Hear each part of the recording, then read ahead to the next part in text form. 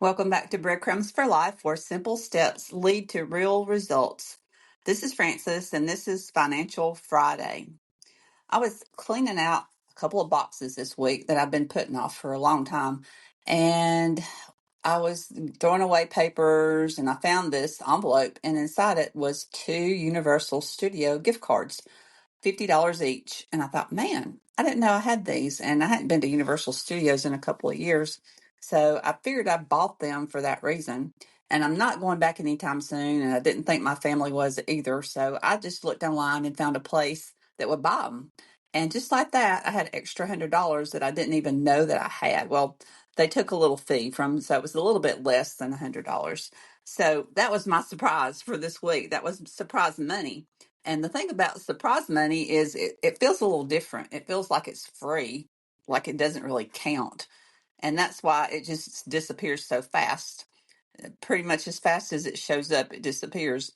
But surprise money still has power, and how we handle it says a lot about our habits. So, what I've decided is to not take this money and apply it to a bill or anything like that, but to split it into parts. Of course, I'm going to tithe because that was a blessing from God. I'm going to tithe part of it, and then I'm going to take the difference and divide it in half. Save some and spend some. And I may put some towards a debt. I don't know. It's not a whole lot of money, but I am going to save a little bit. And it doesn't sound like a lot to save, but it makes me feel good about myself that I found this money and I'm not going to go blow it. You know what I'm saying? Because when we choose wisely with unexpected money, it builds joy for today and then freedom for later on when we save part of it. Here's some questions to think about. How do you usually handle surprise money? Do you spend it all, save it all, split it up?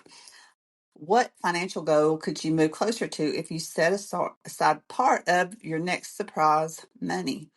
And how can you celebrate without sabotaging the progress?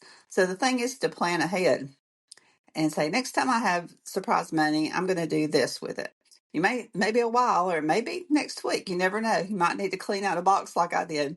Set action steps to think. To do is to think back on the last time you had surprise money and what you did with it, and decide right now how you're going to handle it next time it happens. And write it down so you're ready for when it comes. Breadcrumbs for today is surprise money is an opportunity. Use it to enjoy life now and build freedom for later. This is Frances. This is Financial Friday. Until next time, leave a breadcrumb and make a difference.